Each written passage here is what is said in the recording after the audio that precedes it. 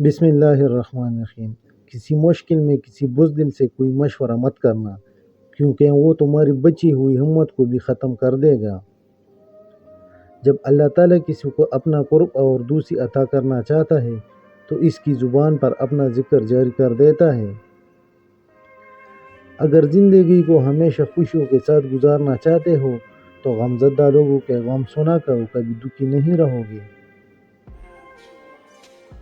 جب لوگ راستے الگ کرنے کا فیصلہ کر لیتے ہیں تو سب سے پہلے وہ رابطے کم کر دیتے ہیں۔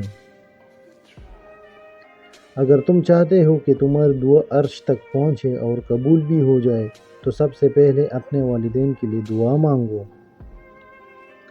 لوگ کیچڑ سے بچ کر چلتے ہیں تاکہ کپڑے خراب نہ ہو جائیں، اور کیچڑ کو یہ گمان ہونے لگتا ہے کہ لوگ اس سے ڈرتے ہیں۔ ہمارے ارد گرد بھی کچھ انسان اسی غرور میں رہتے ہیں۔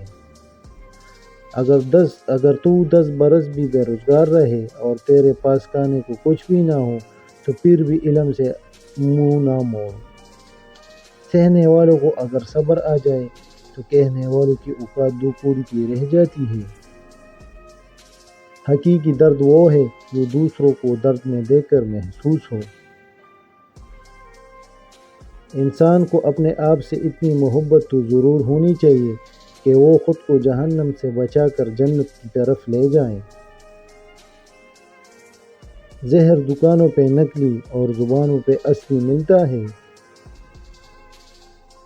اچھا انسان تو وہ ہے جو کسی کا دیا ہوا دکھ اور درد تو بھول جائے مگر کسی کا دیا ہوا پیار کبھی نہ بھولے۔